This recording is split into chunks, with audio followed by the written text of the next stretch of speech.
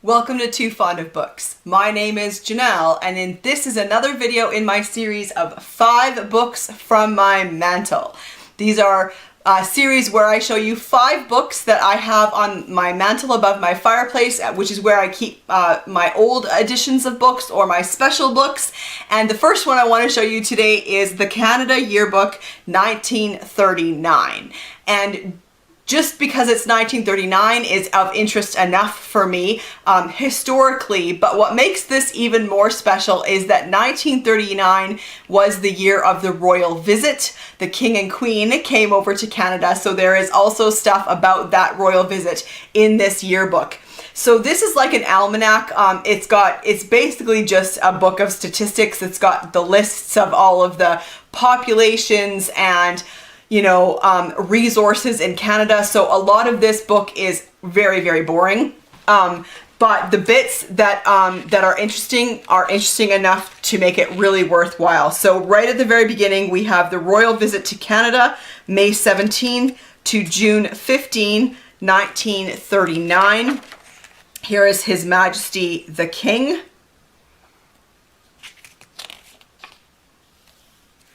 And I'm going to read what it said here. When His Majesty made his historic visit to the Senate Chamber, Ottawa, May 19th, 1939, to give in person the royal assent to certain legislation of the 1939 session of his Parliament of Canada, he wore the uniform of a field marshal. It is in this dress that the King is shown. And then we have Her Majesty the Queen.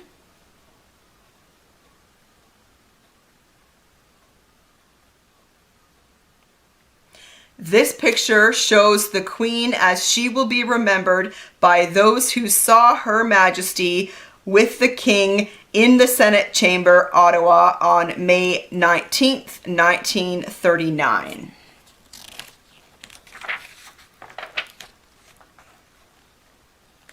So more pictures of the visit. This is of the crowds assembled before the National War Memorial. Again, the royal visit to Parliament.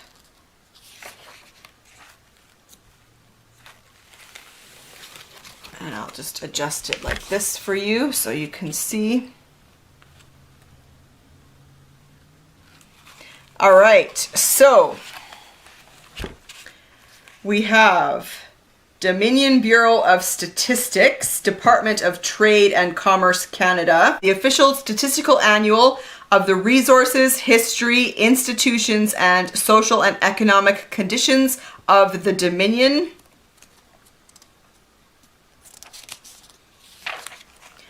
So there's a preface, and then there's a table of contents. This is a fold-out map of Canada in 1939, the Dominion of Canada. And so of course it's still called the Dominion of Canada because we didn't become kind of just Canada until 1967.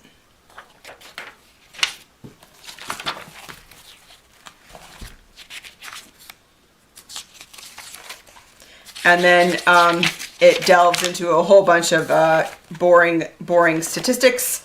But of course, some of this stuff might be very interesting. Especially, it would be great. I mean, this is a great resource, of course, if you're looking for information for projects.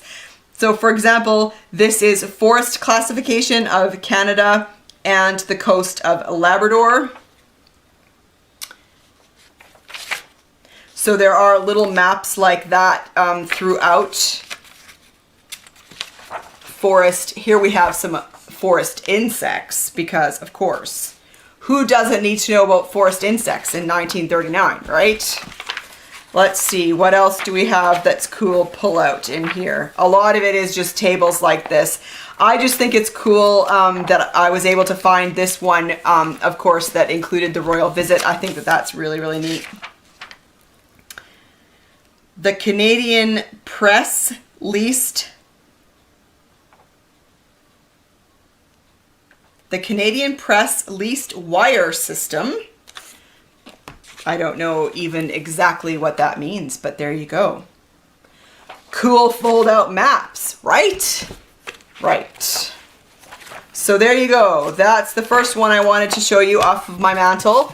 The Canada Yearbook, 1939. Next up, we have the Lake Counties. Now this one is again, I'm happy to have this one because of some beautiful illustrations in here. Like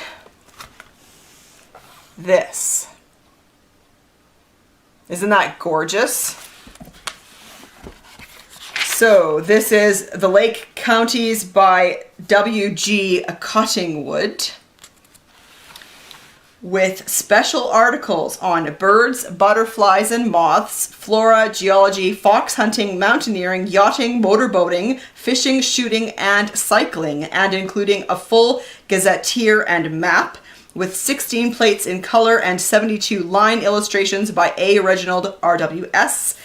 And I don't know when this was published. 1935.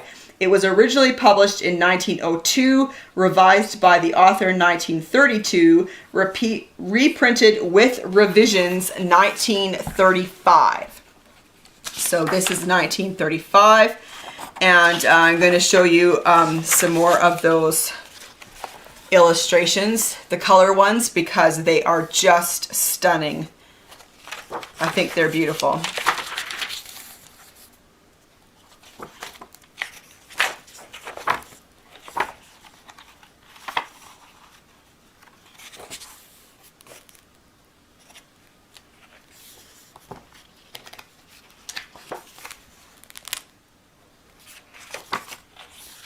I can't even remember now where I found a lot of these books, but I'm so glad that I did. I think that it's just cool to have, you know, these things on your shelf that are, you know, a bit unique, a bit unusual. You don't see them around a lot. Let's see.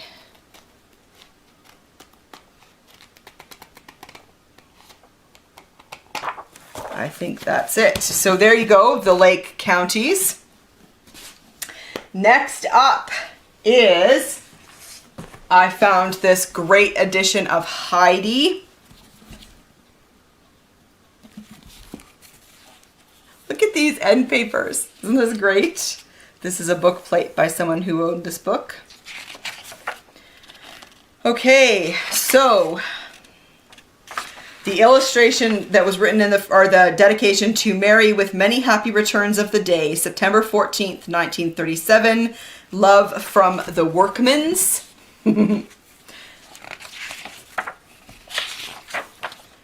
So yeah, just look at this. Fantastic. Isn't that fantastic? It's been way too long since I've read Heidi. I should probably reread it.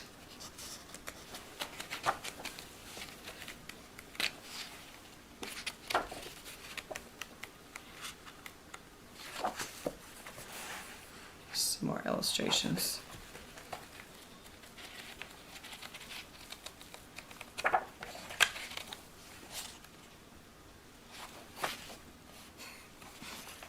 There you go.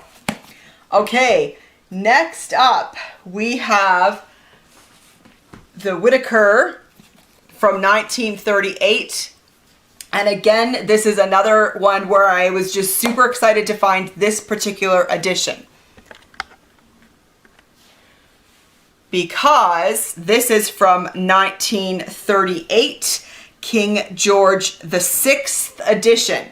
So this includes the abdication from the throne by King Edward in order to marry his Wallace Simpson.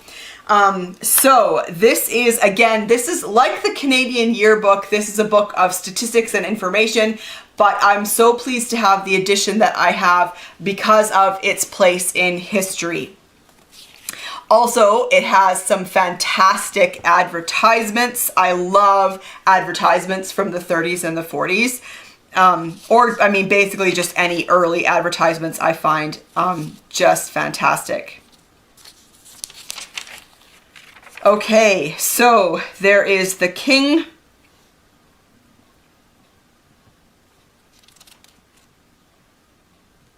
Almanac for the year of our Lord 1938. And there's a preface and then the table of contents, of course, which includes all of the statistics and the things that it includes. I'm going to read this because this is interesting. Note, Whitaker for 1938 is published in 3 editions. Preface to the 70th annual volume, 1938. The 70th annual volume of Whitaker is of particular interest as it records the abdication of King Edward VIII and the accession and coronation of King George VI. The constitutional questions involved in these events are related to the parliamentary summary, the ceremonial incidents being included under events of the year. Numerous additions have been made to this section allotted to government offices, and the statistical information has been reinforced by the inclusion of commercial and economic tables bearing upon the problems of the day. Affairs at home and in the United States, France, Germany, and Italy, the Civil War in Spain, and the struggle in the Far East are summarized in the Chronicle of Events, and the complete and library editions also include historical, geographical, and statistical articles dealing with India, Burma, the Dominions, colonies, and protectorates, the United States, and foreign countries, together with special articles on matters of current interest, among them being television, gliding, stratosphere and rocket flight, fixed and flexible trusts, the philatelic boom, and elements and rays, while annual summaries deal with weather, science and invention, art, literature, drama, films, and broadcasting. All right, so I think that we need to either look at the political summary, parliamentary summary, or under events of the year. So let me see if I can find that part.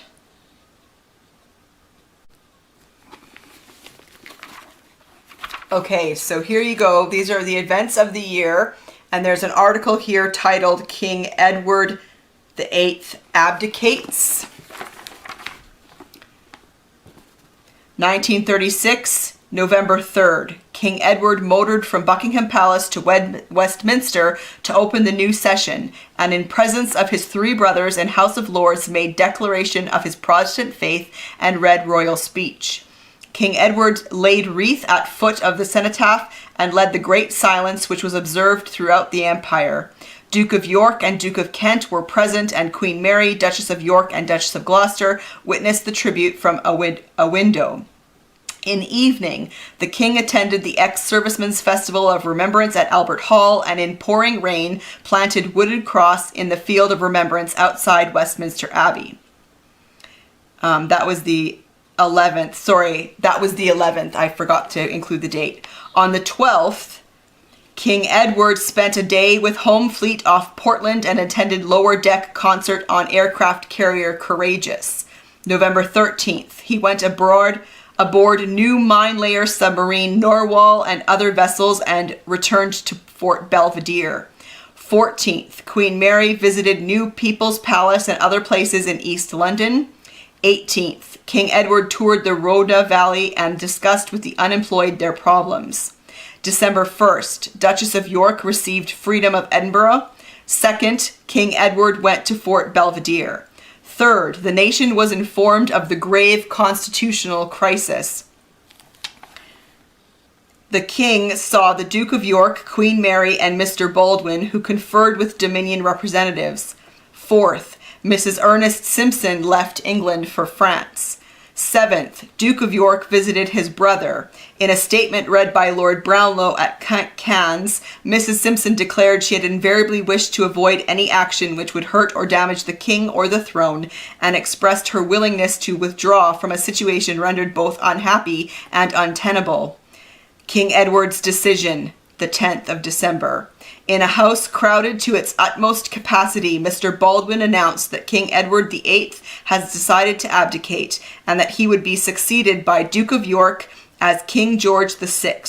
Amidst tense silence, the speaker read a message from the king renouncing the throne and referring to, quotes, my final and irrevocable decision, end quote. 11th, King Edward ceased to be king, and King George VI began his reign.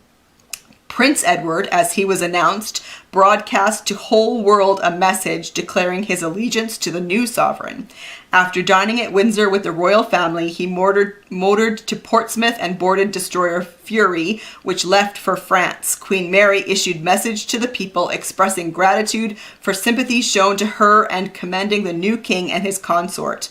12th, Prince Edward, created Duke of Windsor, landed at Boulogne and boarded Vienna Express.